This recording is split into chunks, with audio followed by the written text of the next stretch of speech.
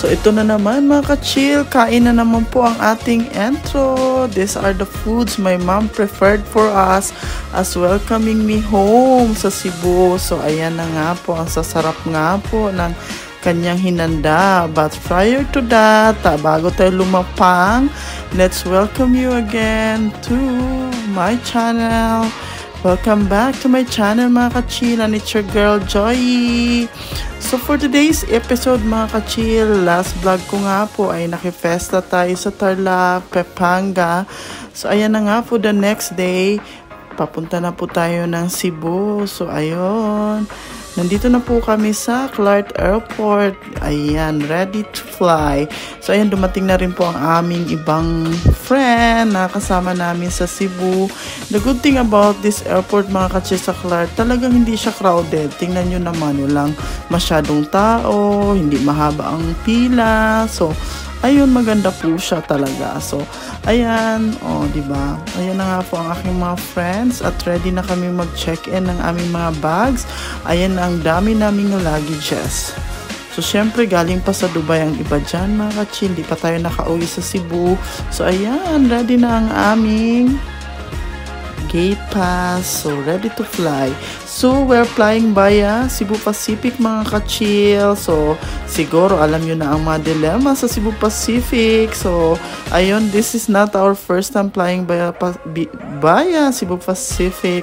Dahil let's admit it, mura naman talaga ang Cebu Pacific. But ayun na nga, ang catch, delayed po ang flight lagi. So this time, unfortunately, delayed kami ng 3 hours dito. Pero sige lang, carry lang yan. Ayun, finally, ayan, after 3 hours, ayun, dito na tayo. At ang aming friend na first experience. Mo, sir? So far, not good, John. Okay. How was your Cebu Pacific experience? Actually, this is my first time to travel Cebu Pacific. Is life so hard? The worst thing Is life hard here? really, yeah. Ayan na nga, first time niya mag-fly via Cebu Pacific. At ayun, na-experience na talaga niya ang delay. So, ayan, finally, papunta na po tayo ng boarding. So, ayan. So, hopefully mga ka-chill, maging masaya ang flight na ito. So far, wala naman kami naging issue maliban sa delay. So, ayun na nga, we are flying. So, excited na rin po ako mga ka-chill kasi itong si Benjamin na aming friend ay first time sa Cebu. And ayun, nandito na tayo sa Cebu, nakalapag na. So, gabi na kaming dumating, not really gabi, around 6 o'clock naman. So ayan na nga, madilim na nga at saka maulan to mga ka-chill. Grabe talagang umulan ito ng bongga. So ayan, upon reaching home, ayun, finally makakain na natin ang aking mga favorite food na personally ni-request ko talaga sa mom ko na ito ang ihanda kasi na-miss ko po ang mga seafoods, itong palabok niya. Ayan, so masarap pong magluto ang aking mother mga ka-chill. So bongga, diba? So ayan, ang sasarap ng mga seafood na yan. So nag-enjoy naman kami mga ka-chill sa aming pagkain ng dinner. So the next day, ayan, nandito tayo sa Cebu Cathedral. First stop namin. Ito po yung Cebu Cathedral mga ka-chill. It is also one of the historic na church dito sa aming lugar. So ayun, built between the 17th and 20th century daw ito, and among the most important emblems of Catholicism in the Philippines. So actually, malapit lang to sa Santo Niño mga ka-chill. Saglit lang muna kami doon. Tapos actually, ang ano talaga namin is itong Basilica de Santo Niño. So doon lang kami nag-park. Tapos ayun, konting tingin-tingin. Tapos dito talaga sa Santo Niño ang aming talaga ganap sa araw na to. So while walking, ayan, ito po yung sidewalk or street ng Santo Niño. Ayan po, papunta na po ng Santo Niño. So, na-miss din ako mga ka-chill. Wala nang masyadong, malinis na po ang Cebu actually.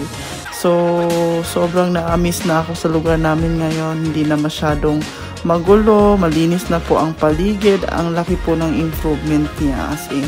So, here we are. Ito na nga po ang Santo Niño, mga ka-chill.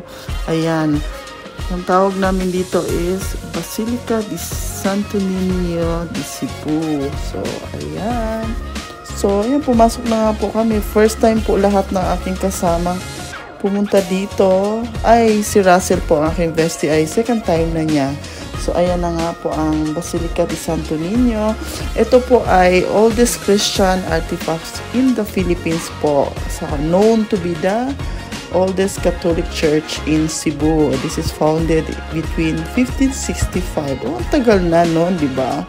Di ba? Ang tagal na. So, ayan na nga po. Pumasok muna kami para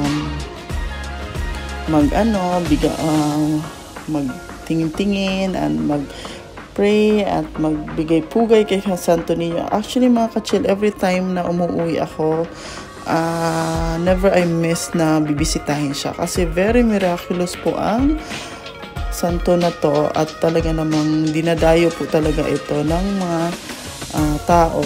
At ayan na nga po, may maliit na chapel dito sa likod na pwede nyo po siyang talagang ma-encounter face to face. O gusto nyo yun? So, ayun, pumasok nga kami dito. Fortunately, today is a regular day. So, parang hindi naman po siya weekend. So, wala masyadong tao. Saka morning po kami pumunta, kaya hindi po crowded. So, ito na nga po, pumunta kami sa chapel niya. Itong building ng Santo Niño, mga ka-chill, marami din to mga chapel sa likod. So, pwede kayong mag-ikot-ikot ng mga chapel dito maliban sa kanilang very wide na simbahan. Sa likod may mga maliliit na chapel where you can have your adorations or anything you want na pwede nyong gawin dito. So, ito na nga, papunta kami sa chapel niya. Ayan, dito na lang po ang video dahil bawal pong mag-video sa loob. So, ayun na nga po, palabas na rin po kami. So, konting picture taking lang dito, ikot-ikot sa loob. Tapos after that, pupuntahan po natin yung Magellan's Cross. So, later po yun. So, ikot-ikot muna tayo dito. So, ayan. Ang labas, ito po yung parang outside ng Santo Niño sa, parang may area sila doon, parang garden, na pwede po kayo mag-picture taking. Ayan, ang gaganda din po, may mga plants. So, ayan na nga po ang sa labas. So, palabas na kami dito, picture taking. Tapos, ayun, magtitirik na rin po kami ng mga candles dyan. So, ayan, ang daming foreigners po dito talagang pumupunta kasi ito po talaga din one of the tourist spot or tourist destination ng mga pumupunta sa Cebu.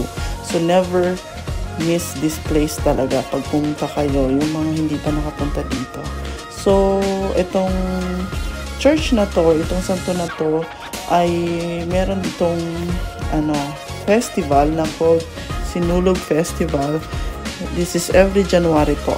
So, ayun, ito po yung big celebration talaga ng aming lugar pag festival po niya. So, ayan, nagtirik na nga po kami ng candle. Tapos, ayan. So, ikot-ikot muna tayo dito ng konti. Ngayon, mas maayos na siya mga ka-chill. Long time back, when I was younger, wala pa po itong mga tirika ng kandila dito. So, ngayon, pinagbabawal na kasi sa loob na magdala ng kandila. So, dito na po ang, mag-light ng candle sa labas. Which is good thing kasi para hindi rin po crowded. Ayan, ang laki po ng space na pwede rin po kayong mag-light ng candle dyan.